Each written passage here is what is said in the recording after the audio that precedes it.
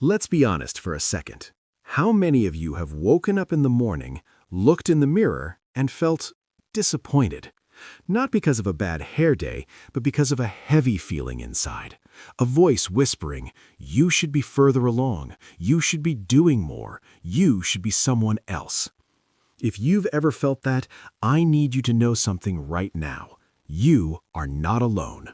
And that voice, it's not the truth. It's a habit of self-neglect that we've all been conditioned to accept. We live in a world that tells us our worth is something we have to earn. We're taught to hustle for validation, to shrink ourselves to fit in, to silence our needs in order to be liked. We chase goals that don't belong to us and measure our value by someone else's highlight reel. But what if I told you that everything you're searching for, the confidence, the peace, the freedom, isn't waiting for you at some imaginary finish line? It's already inside you. It's been there all along, just waiting for you to turn your focus inward. Today, we're not just going to talk about self-love, we're going to build it. We're going to dismantle the lies that have kept you small and rebuild a foundation of self-respect that nothing can shake. This is a deep dive, a 60-minute masterclass in falling in love with the person you already are. This is for anyone who has ever felt stuck, unworthy, or just exhausted from trying to be perfect. So if you're ready to stop abandoning yourself and start showing up for your own life, then take a deep breath, settle in, and let's get started. Because this isn't just a video, it's your turning point. Let's start with a question that might feel uncomfortable. Who are you when no one is watching? Think about it. When you're alone, in the quiet, without the pressure of social media, without the expectations of your boss, your partner, or your family, who is the person that shows up? Most of us have gotten so good at performing that we've forgotten who we are under the mask. We wear the "I'm fine" mask, the "I've got it together" mask, the "I don't need anything" mask. We dress for approval, we speak for agreement, and we chase goals that were handed to us by someone else. And here's the danger. Every time you pretend to be someone you're not, you abandon who you actually are. And you can't love someone you're constantly abandoning. Embracing your true self isn't about being selfish, it's about being honest. It's the ultimate act of self-respect. It's looking in the mirror and saying, I see you. Not the polished version, not the perfect version. I see the person with scars, with fears, with dreams, and I'm not going to hide you anymore. This is where self-love begins, not with bubble baths and affirmations, but with a decision to stop letting the world write your script. Think about a time you stayed silent when you wanted to speak, when you said yes to something your gut was screaming no to, when you smiled through something that hurt. That feeling of disconnection, of being drained afterward, that's the cost of abandoning yourself. It's the cost of wearing a mask that doesn't fit. Real freedom, real power, is found when you start to remove those layers. It's messy, it's uncomfortable, but I promise you, on the other side of that discomfort is a peace you've never known. So, today, I want you to start by asking yourself one simple question, not just once, but as a daily practice. Am I being real right now? Are you speaking your truth or saying what's safe? Are you making a choice based on what you want or what you think will impress someone else? Are you ignoring your exhaustion because you want to seem strong? That moment of self-inquiry is a moment of returning to yourself. And that's where the journey begins. You don't have to... Okay, so we've committed to being real. But here's the next challenge. The moment you start to be honest with yourself, a voice in your head is going to start screaming. It's the inner critic. And for most of us, that voice is brutal. It's the one that says, who do you think you are? You're gonna fail. You're not smart enough, not pretty enough, not worthy enough.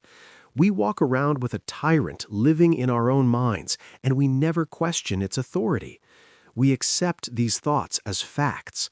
But let's get one thing clear. A thought is not a fact.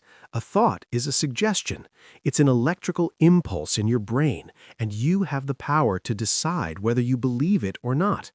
This is what I call rewiring the voice. It's not about toxic positivity. It's not about walking around saying, "I'm amazing," when you're falling apart. It's about replacing a voice of cruelty with a voice of truth. If your inner critic says, "You're a failure," the honest, kind response is, "I failed at that one thing, but I've also succeeded at 1,000 things. I'm a person who is learning." If it says, "No one likes you," you can say, "That's not true. I have people who care about me, and even if I didn't, my worth isn't determined by my popularity." This is the work. It's slow, it's tedious, but it changes everything. Think of it like this. You are the gardener of your mind.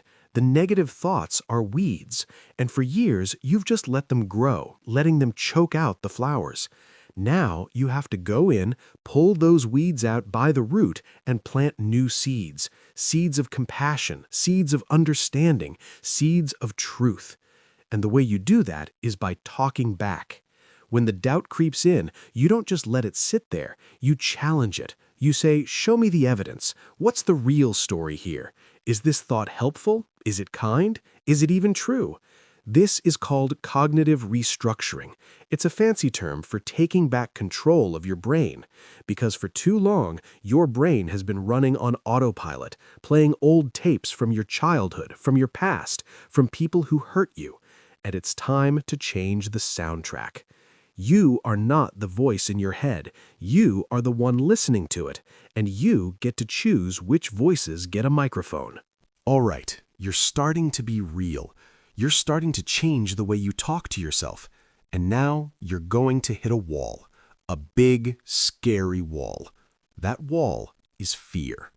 Fear is the gatekeeper of your growth. Its job is to keep you safe, to keep you in the familiar. But the problem is, the familiar is often just a cage you've gotten used to. It's a job you hate, a relationship that drains you, a dream you've given up on. Fear is comfortable with your unhappiness. Real self-love is not the absence of fear. It's the decision to act in spite of it. And here's the secret. You don't have to conquer your biggest fear tomorrow. You don't have to quit your job and move to a mountain.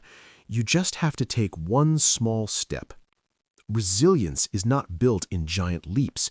It's built in tiny, consistent movements toward discomfort. What's one thing you've been avoiding? A conversation you need to have, a boundary you need to set, a hobby you're afraid to try because you might not be good at it. That's your starting point. When you avoid that thing, you're telling your brain, "This is dangerous. I can't handle it." The fear grows. But when you take even a tiny step, like writing down what you want to say in that conversation, or spending 5 minutes learning the first step of that new hobby, you send a new message. "I can handle this. I am capable." This is how you build self-trust, and self-trust is the currency of self-love. You start to trust that you can handle hard things. You start to trust that even if you fall, you'll get back up. So, think about the edge of your comfort zone. Where is it? What's right there, just outside of it? That's where your growth is. That's where your life is waiting for you. The goal isn't to feel fearless. The goal is to move forward with your eyes open, your heart steady, and your legs shaking. That's what courage looks like. It's not the absence of fear. It's the decision that what's on the other side is more important than the fear itself. There's a word that will change your life. It's a small word, but it carries immense power. That word is no.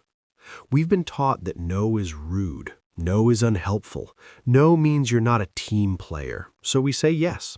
We say yes to obligations that exhaust us, yes to people who drain us, yes to roles that shrink us. And every time we say yes to something that doesn't align with us, we are saying no to ourselves. Prioritizing your needs isn't selfish. It is the most responsible thing you can do. Think about it this way. When you pour from an empty cup, you have nothing to give.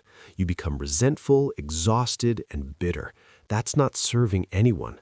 But when you fill your own cup first, when you prioritize your own rest, your own peace, your own health, you show up as a fuller, more present, more generous version of yourself for the people you love. This is about boundaries. Boundaries are not walls. They're not meant to keep people out. They're meant to protect what's inside. They're the gates that decide what has access to your time, your energy, and your heart. If you're not used to setting boundaries, the first few times you say no, it's going to feel terrifying. You're going to feel guilty. Your hands might shake. You might want to give a 10-minute explanation for why you can't do something. But here's the trick. You don't owe anyone an explanation. A simple, "I can't do that right now," or "that doesn't work for me," is a complete sentence. The people who love you will respect that. They might be disappointed, but they will understand. The people who get angry, the ones who push back and try to guilt trip you, those are the people who were benefiting from you not having boundaries. Their reaction is not your responsibility. Your responsibility is to yourself, to protect your peace, to honor your limits. So, I want you to think about one area of your life where you need to say no. Maybe it's a commitment that's draining you. Maybe it's a person who always takes more than they give. Maybe it's the habit of scrolling through social media until 2 a.m. Decide right now what your no is going to be, and give yourself permission to say it. Not tomorrow, today. Self-love isn't a feeling. It's a practice. It's a series of small, daily decisions that add up to a life you don't need a vacation from. We tend to think of mental health as something we deal with when it's broken. But what if we thought of it like physical fitness? You don't wait until you have a heart attack to start exercising. You exercise to prevent the heart attack. Mental health is the same. It's about the daily habits that build emotional strength. Think about your morning. The first 5 minutes after you wake up often set the tone for your entire day. If you immediately grab your phone and dive into the news, emails, and social media, you're starting your day in a reactive state. Your brain is flooded with information, comparison, and stress before you've even gotten out of bed. What if, instead, you gave yourself 5 minutes? 5 minutes of stillness. 5 minutes to just breathe. 5 minutes to say, "I am here. I am safe. I am enough." That is a habit, a tiny, powerful habit. Throughout the day, you have to be mindful of what you're consuming.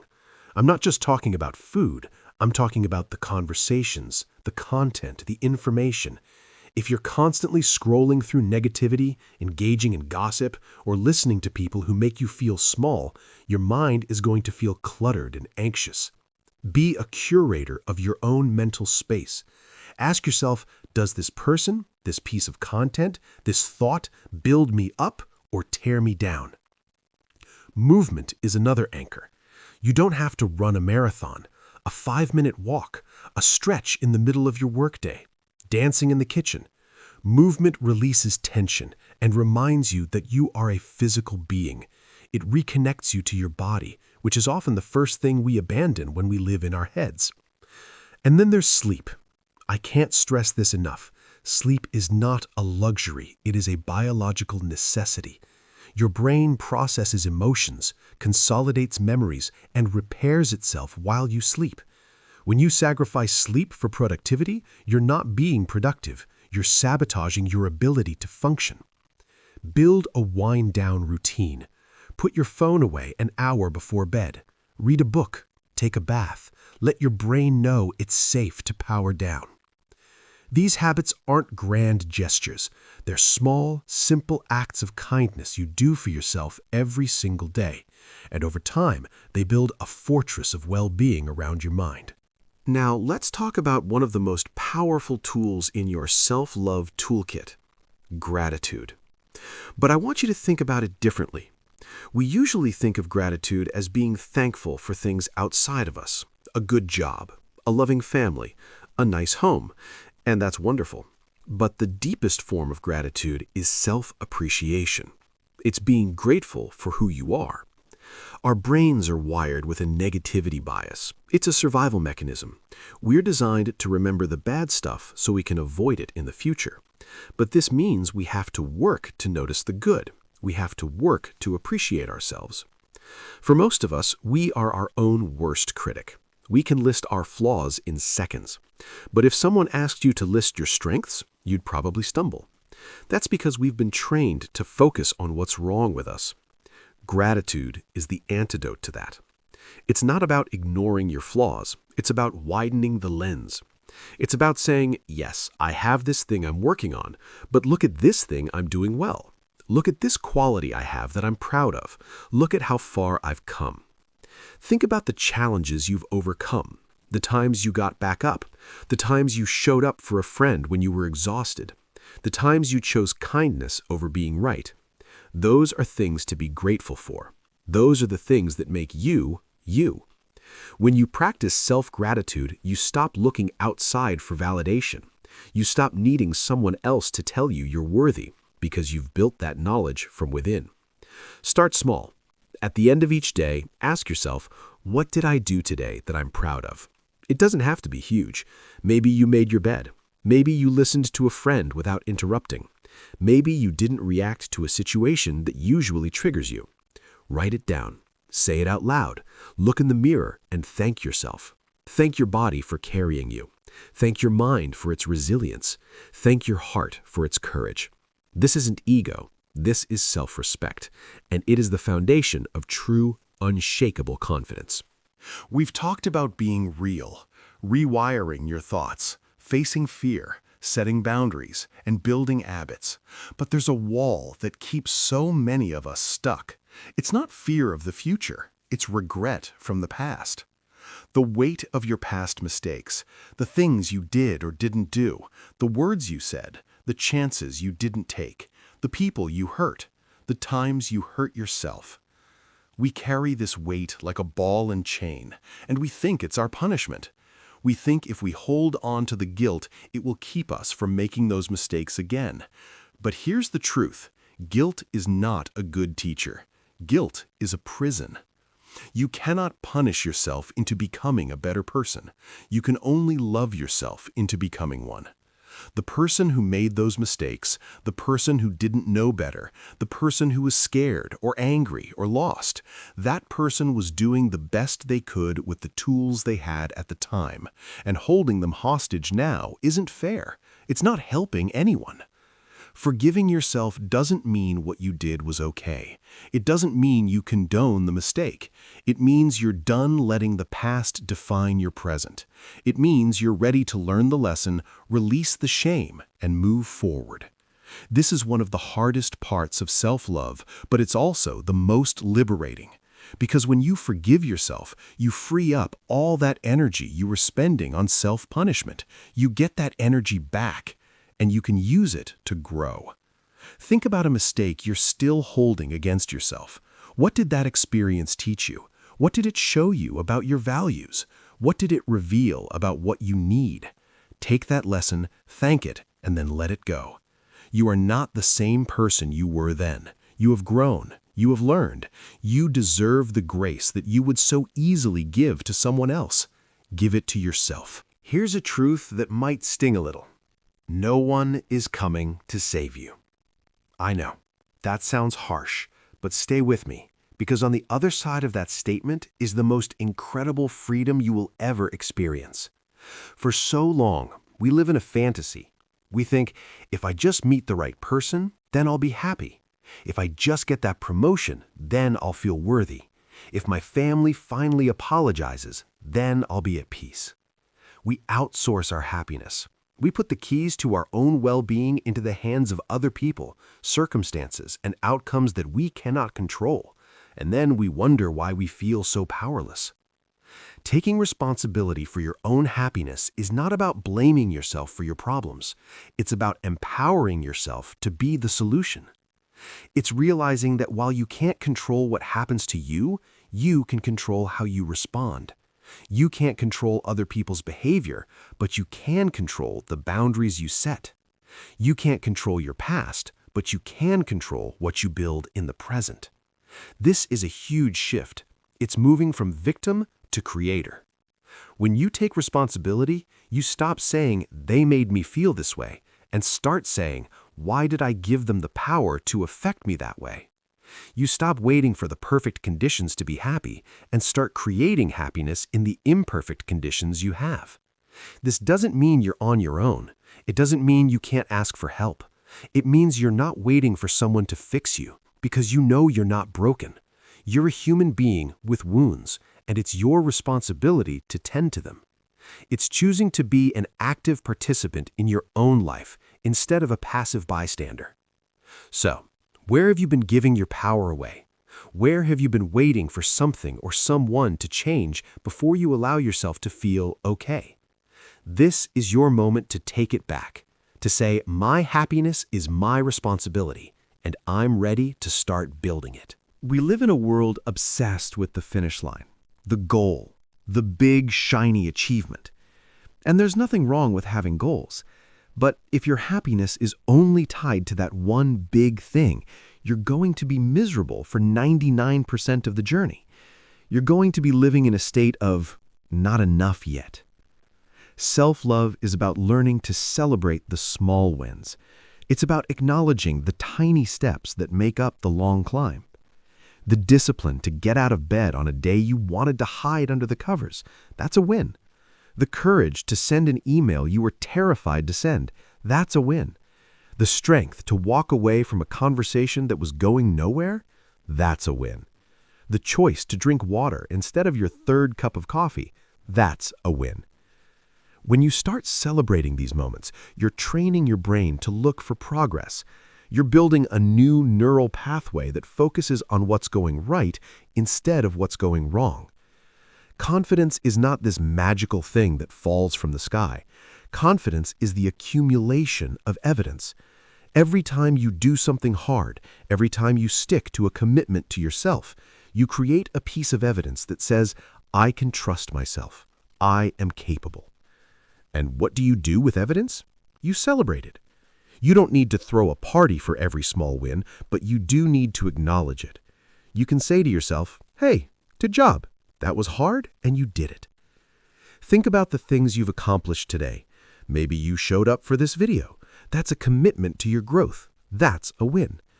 Start a journal. Write down 3 wins at the end of each day. They can be tiny. Over time, you'll have a book of evidence that you are a person who is moving forward. And that book becomes your anchor. On the days you feel like you're failing, you can look back and see in black and white that you are in fact growing. You are in fact a person of progress. Have you ever noticed how your energy shifts depending on who you're with? There are people you can be around who leave you feeling inspired, seen, and energized.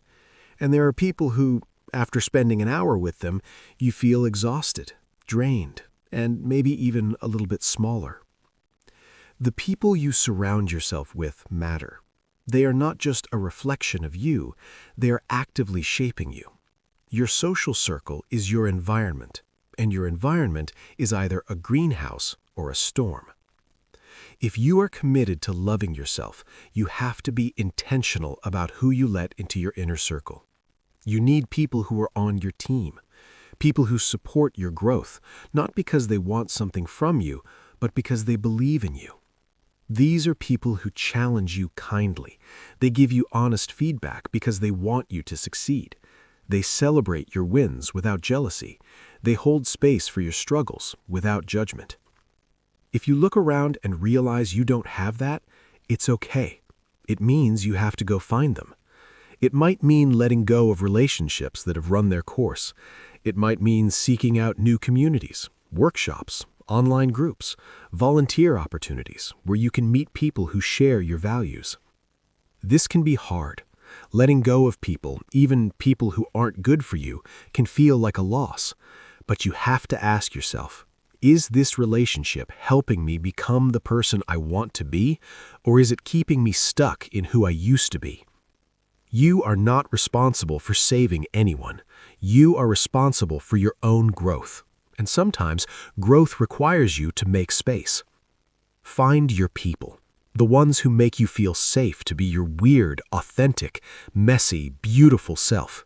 The ones who look at you and say, go, be more, I've got your back. That kind of community is a form of self-love. We're coming to the end of this hour together, And I want to leave you with one final thought. It's about the journey. We often treat self-love like a destination, like one day we'll wake up and we'll be done.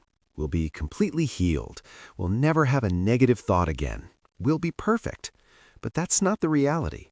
The reality is self-love is a practice. It's a daily, ongoing journey. It's a commitment you have to renew every single day. Some days you're gonna nail it. You're gonna speak kindly to yourself, set boundaries, and feel amazing. Other days, you're gonna fall back into old habits.